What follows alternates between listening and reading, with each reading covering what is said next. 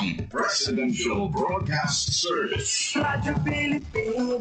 Radyo Publiko ng Bagong Pilipinas para sa Bagong Pilipino. Naghahatid ng mahahalagang balita at impormasyon na uugnay ng pamahalaan sa sambayanan. Tulay sa himpapawid ng serbisyo publiko. Radyo Pilipinas. Radyo Publiko. Ang boses ng Pangulo sa Iloilo. Radyo Pilipinas. 585 AM. Ang oras sa Radyo Pilipinas alas 8:08 sa aga. Nagapanguna nga balita sa syudad, sa mga banwa, sa probinsya sa Iloilo, kagkaingon ng mga probinsya. Mga pananaw sa likod sa mga balita. Inyong mabatian sa Radyo Pilipinas Iloilo News. Mga balita na magasugata sa inyong aga.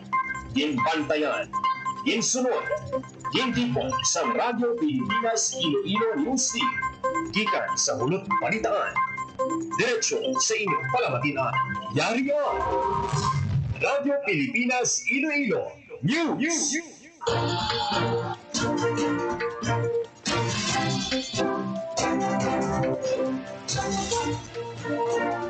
Mayong aga Pilipinas, mayong aga Western Visayas. Adlaw sang Sabado, October 25, 2025. Ako ang inyo tagbalita kada Sabado, Hope Torichante, kagining Radyo Pilipinas Iloilo News. Kagkaron sa mga headlines.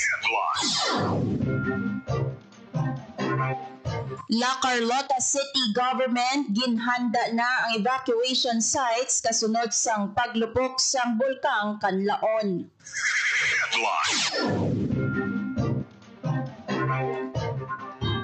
Police Regional Office Negros Island Region nakaalerto kasunod sang paglupok sang bulkang Kanlaon.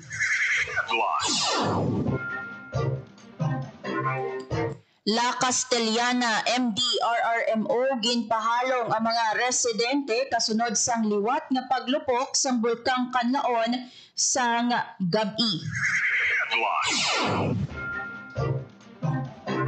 Tatlo ka syudad sa Negros Occidental nakabatyag sang ashfall kag sulfuric odor.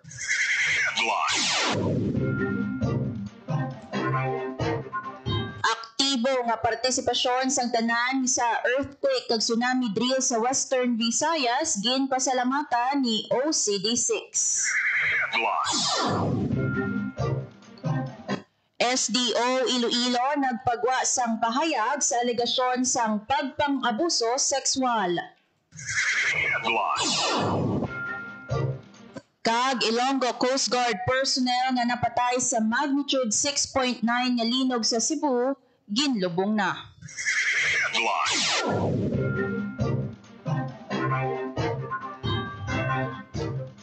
Kag sa detalye na sang mga balita. Pilipinas. Radyo Pilipinas News.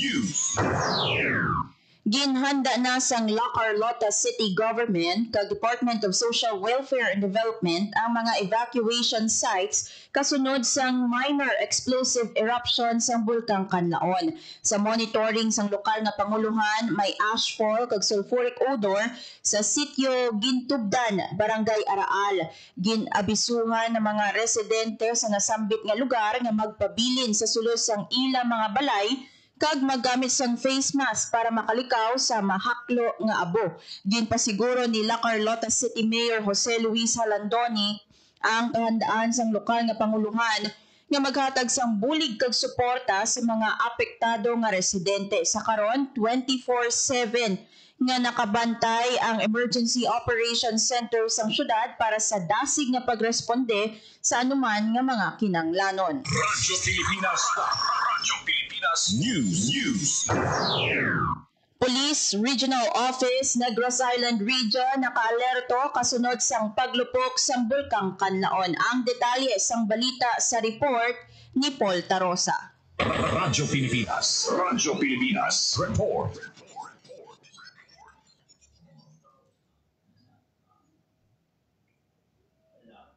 Radyo Pilipinas. Radyo Pilipinas Report. Pasangkad sa Police Regional Office Negros Island Region ang kahandaan kag gilayon nga pagpatuman sa safety measures kasunod sa paglupok sang bulkang Kanlaon.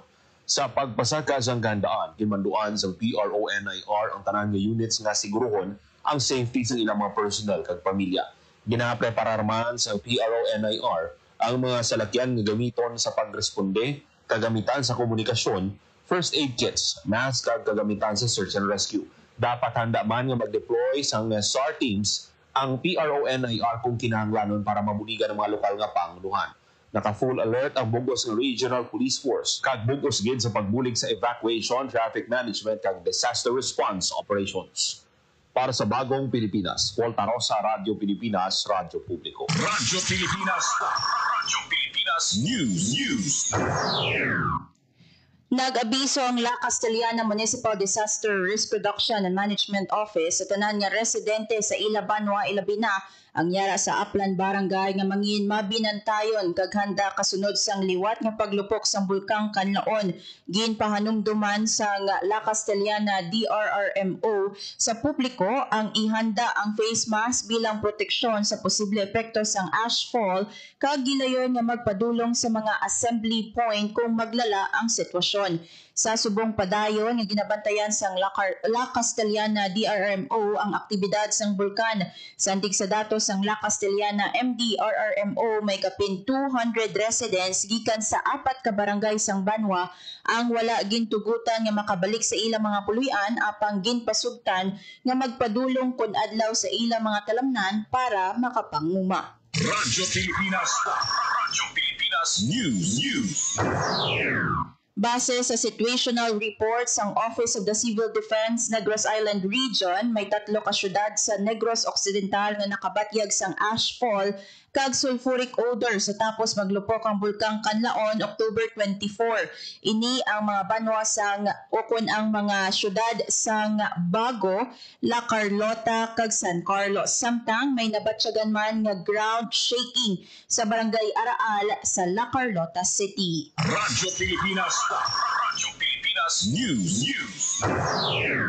Sa kaangot nga balita, ginkumpirma ni Mayor Greg Gasataya sang Bacolod City nga naglabot man sa syudad ang ashfall halin sa naglupok nga bulkang Kanlaon. Suno sa alkalde, may ashfall sa mga barangay Sumag kag Punta Taytay sa Bacolod City.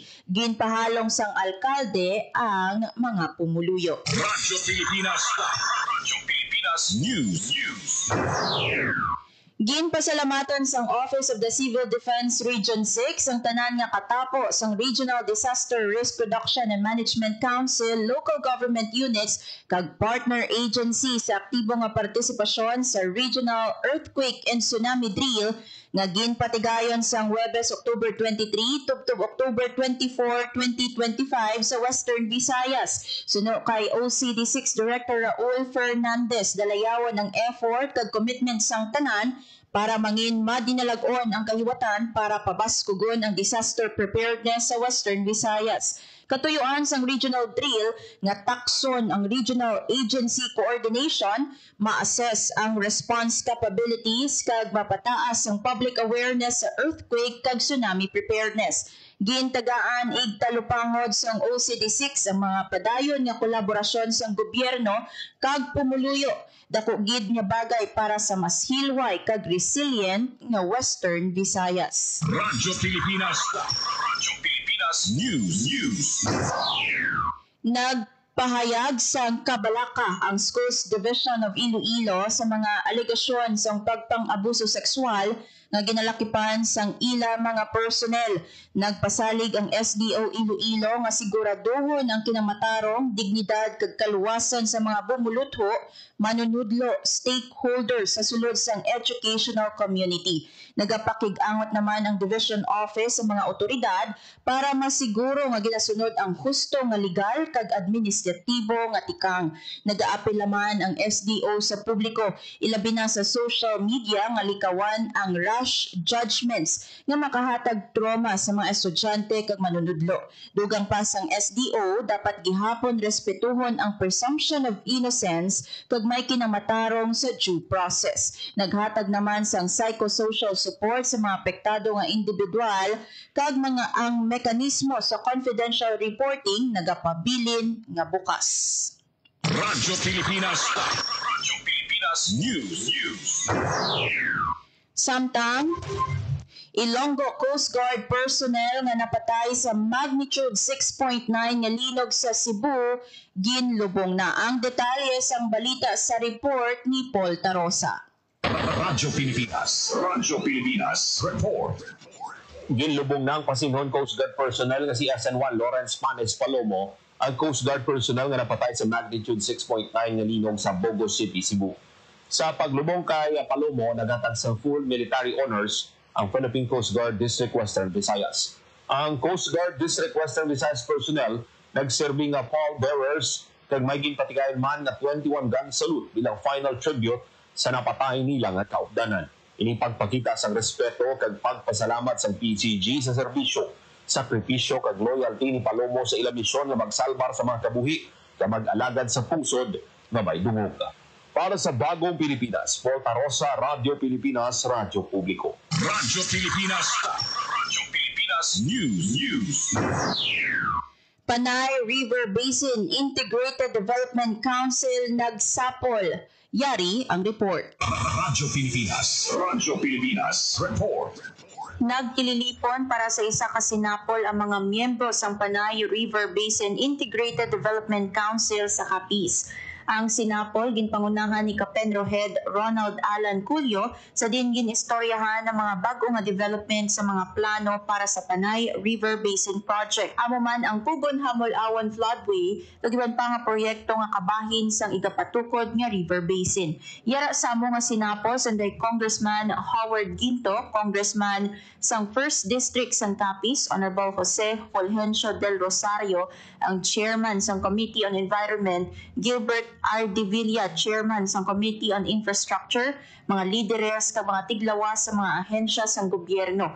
Naibaluan nga ang Panay River Basin Project isa kadako nga inisyatibo nga nagatuyo hindi lamang sa pagkontrol sang pagbaha sa mga banwa kag syudad nga apektado sang Panay River, kundi sa paghatag sang tubig sa irigasyon para sa mga uma, dugang nga palangabuyan, magapabakod sang resilience sa klima kag magadugang sang kauswagan sa ekonomiya sang probinsya.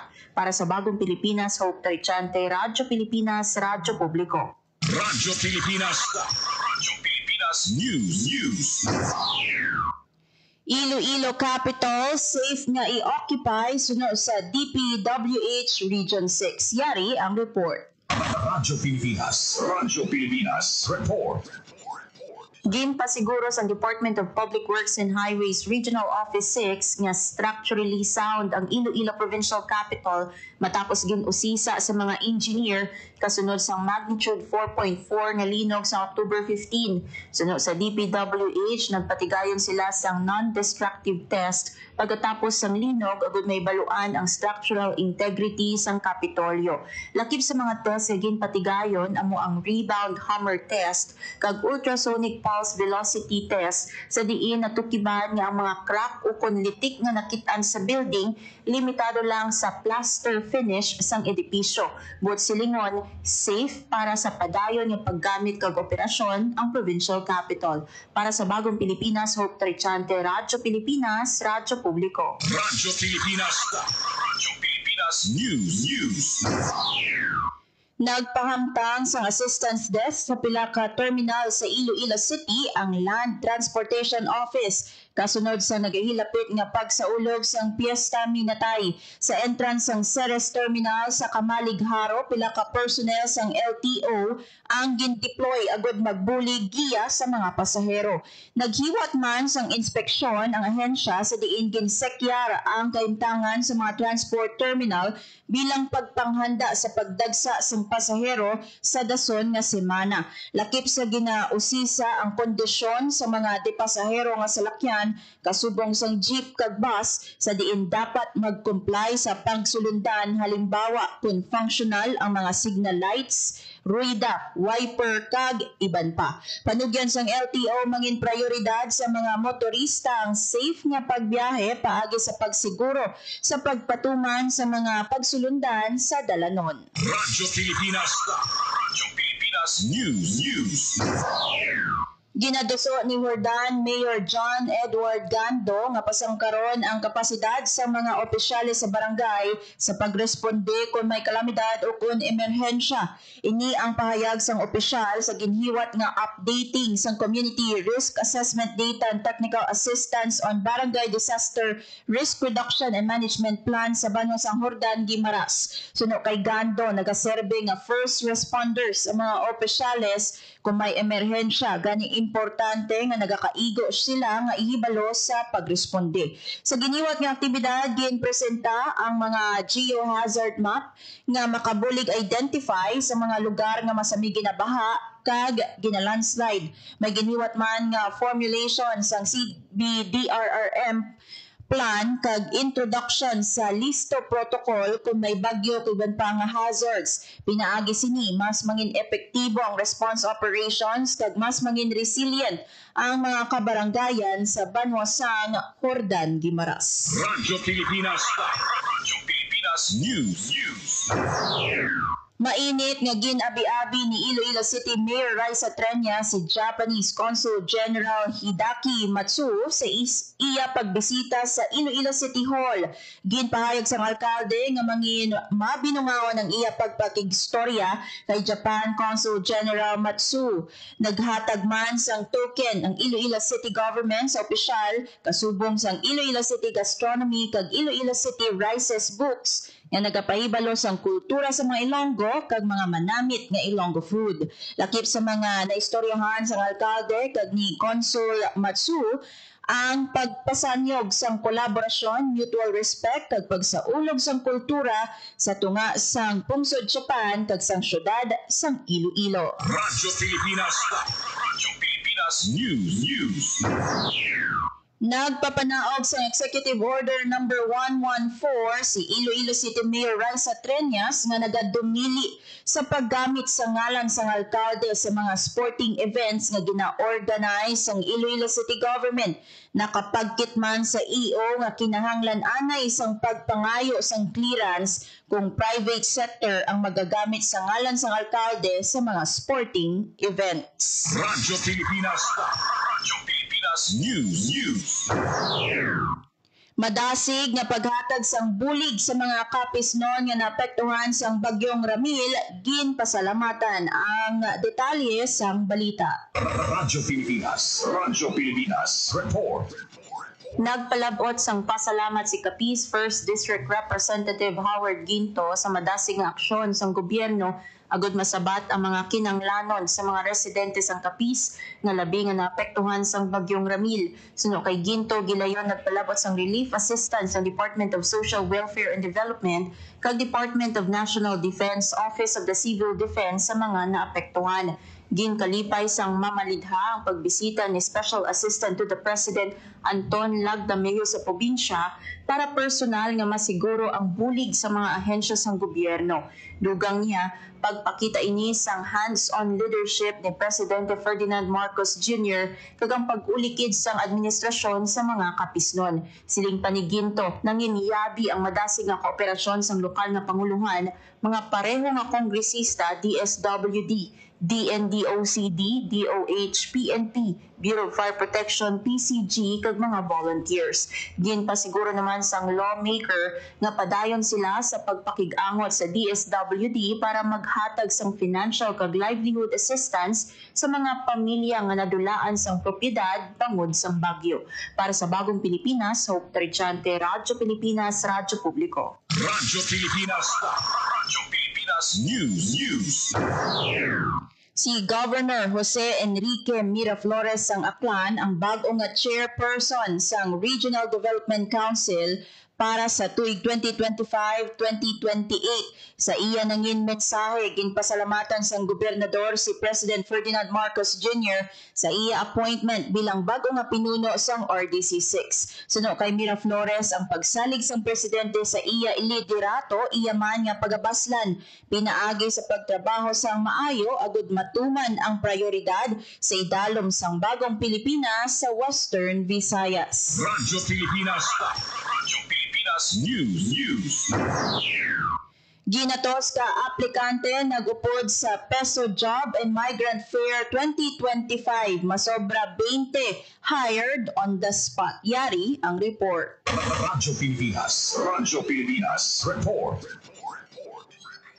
Pasiguro sa deport ginatos ka mga nagapangita sang trabaho ang nagpadulong sa Casa Real de Iloilo agud magpasakop sa Peso Job Fair and Migrants Fair 2025. Ginbuksan sa job fair ang masobra 3,000 ka local kag overseas opportunities halin sa 17 local employers kag napulo ka overseas recruitment agencies. Suno sa Peso Iloilo, 22 ka aplikante ang hired on the spot, samtang ang iba naman kwalipikado para sa mga follow-up interviews. Magluwas sa job matching, may araman sang trade fair kag anti-illegal recruitment orientation sa lihok sa diin ang mga Ilonggo job seekers gintudloan sa mga peligro sang illegal recruitment. Nagupod man sa lihok ang iban pa nga ahensya sang gobyerno kaangay sang OWA, DMW, DOLE, PhilHealth kag DSWD nga naghatag sang on-site assistance. Samtang ang lokal nga pamunuan sang San Miguel kag Badyangan naman nagtanyag sang libreng sakay para sa mga job seekers. Para sa Bagong Pilipinas, Hope Torichante, Radyo Pilipinas, Radyo Publiko. Radyo Pilipinas. Radyo Pilipinas News. Formal na nga gin-turnover sa Department of Trade and Industry Guimaras ang ilang gintukod nga shared service facility para sa 3 ka organisasyon sa probinsya. Ini ginalakipan sa posibilidad para sa coffee kag cacao processing sa Sibunag nga ginpatuman pinaagi sa Guimaras Coffee and Cacao Growers Association.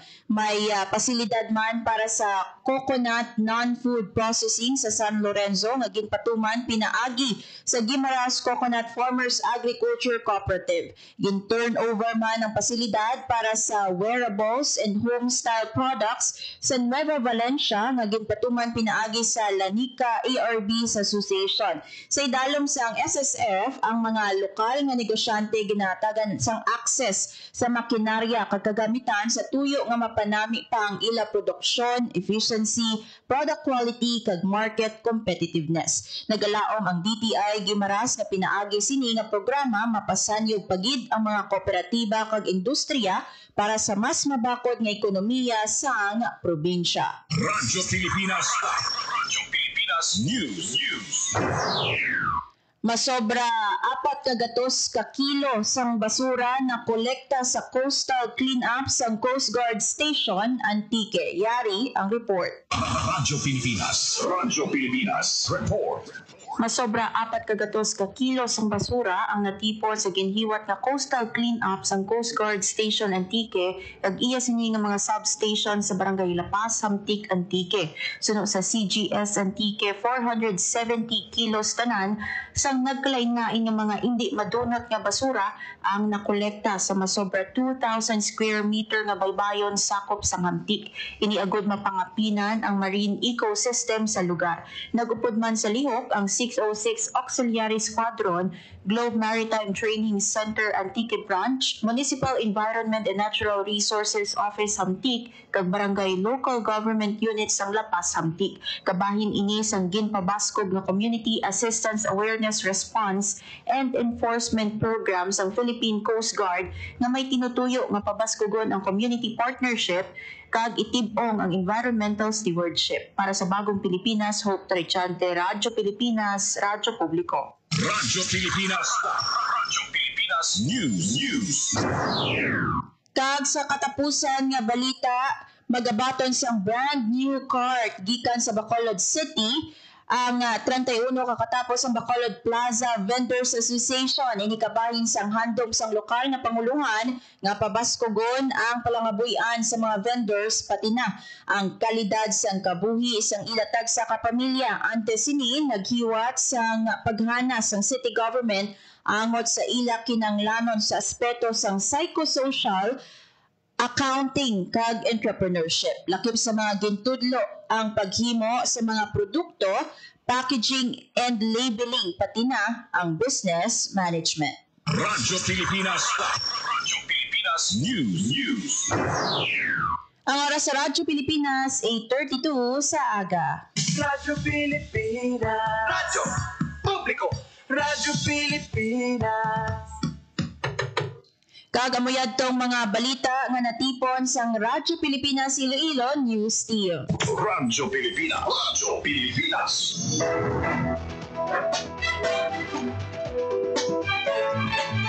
Magpabilin nga naka-follow sa Radyo Pilipinas para updated sa mga hitabo sa Western Visayas. Kaupod si John Sotahero kag John Magallanes sa engineering team. Para sa Bagong Pilipinas, ini si Hope Torrechante, Radyo Pilipinas, Radyo Publiko. Inyong tulay sa himpapawid ng serbisyo publiko, ang Presidential Broadcast Service, Radyo Pilipinas, Radyo Publiko. Radyo Pilipinas. Radyo Publiko.